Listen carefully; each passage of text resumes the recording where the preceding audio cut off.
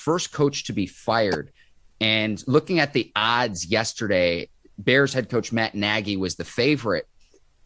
I definitely think he's on the hot seat, but the Bears as a franchise typically don't fire their coach mid-season. Urban Meyer, Joe Judge, Brian Flores in there. I know the Dolphins have been down coming off of a bad loss internationally to the Jaguars.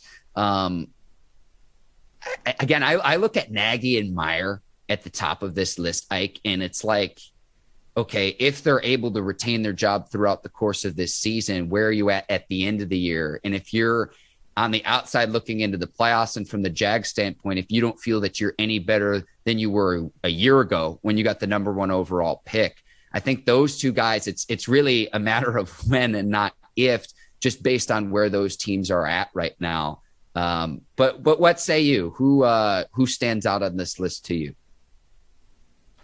Coach Urban Meyer. I think on both sides wouldn't be tripping. I don't think Mr. Khan, who's the owner for the Jacksonville Jaguars, I don't think he'll be tripping on letting them go ASAP because of past circulations. And Coach Urban Meyer, he's cool with the buyout himself and him going back to college. He'll probably take a year off, get on TV, then go back to college. So I think that's just a perfect situation, man. We win 2 games this year, maybe 3 games. We're really not moving in the direction I think we need to make as a Jacksonville Jaguars organization. So that's why I think he's not really under fire, but I think it'll just be an easy, and I hate even saying this, it'll just be an easy fire. You know what I'm saying? I don't think Coach Urban Meyer would be tripping. I think, I think he called Nick Saban up a lot, like, damn, bro, I see why you did leave Miami. Because dealing with these grown men, man, it's something different. And, sometimes you're just who you are. That's what he is. He's a heck of a college coach.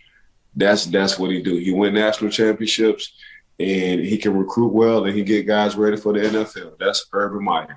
Now, when you actually get to the NFL, that's a whole different person, So I think Mr. Khan, though, if it keeps going the way it's going, that'll be an easy, and I hate saying that part, an easy fire.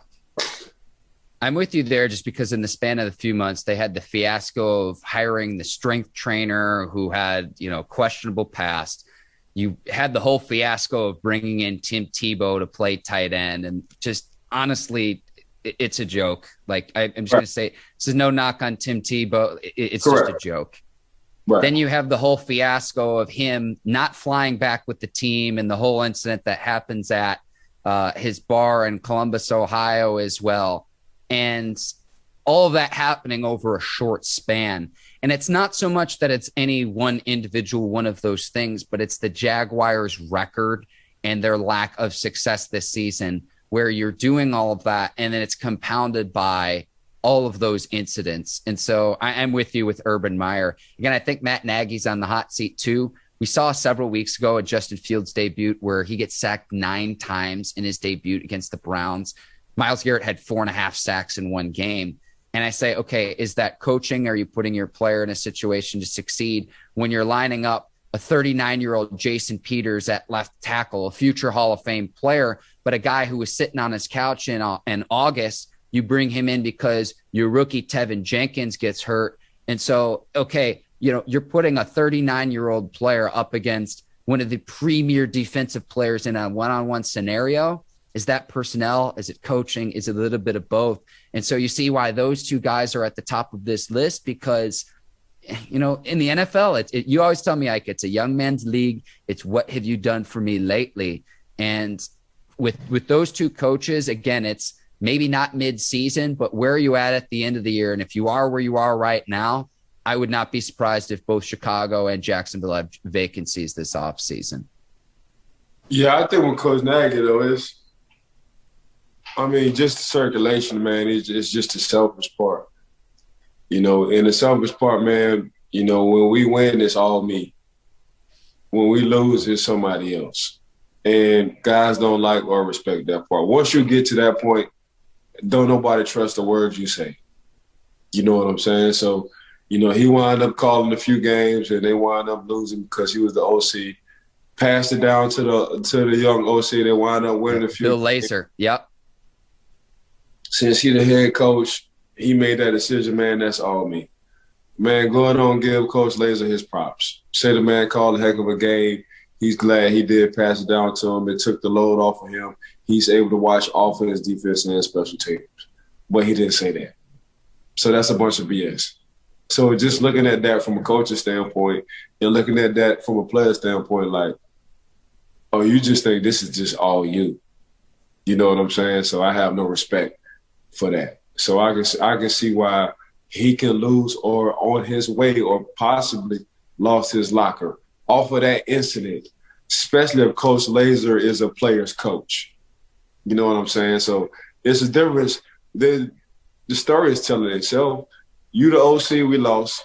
I wanted the players wanted to play for you. You put in Bill Laser, we wound up winning. I wonder if they want to play for him more. This ain't hard at all. This ain't hard at all. So you know what, man? Go ahead and get some humble pie. Sit your butt at home because you had opportunity. You thought it was all about you at one point in time, and you didn't give props to somebody who's been putting our team in a good situation, who's your OC in Laser. So think about that. See if you can change your ways. If you don't want to change your ways, you won't ever be a head coach in the NFL again. So you really tell them who you really are when stuff like that happens. So that's all I got to say about that. Yeah, and I would think a head coach would want to give credit to his staff. Like being in a position of power, if you're able to delegate, I think that says more about you and being able to provide credit to others and then put them in positions to succeed than to say me. Like you told me early on when we started doing this podcast, the way that you and your Steelers teammates roll, it's not what I'm doing. What are we doing collectively? That's exactly what you're talking about right there. That's coming from a player who played 12 years in the league as well. Let's just look at Coach Nick Saban. Coach Nick Saban, man, everybody leave. Every time somebody comes, somebody leave and get a head coaching job or get an offensive coordinator job. Or every time somebody gets fired, they go back down to Coach Nick Saban, wind up winning the championship, then get a job after that. Coach Nick figured it out. The man figured he knows exactly what he's doing. The more guys I can have under me to improve their resume, we win in national championships. They leave, and then I can build somebody else up. But that's why I'm here. I'm staying in Alabama forever. That's exactly what I'm gonna do. Hopefully, I'm at Alabama to a point where I got some of my players who didn't make it to the league. They can coach with me, and I can get them head coaching jobs. That's how Coach Saban is thinking.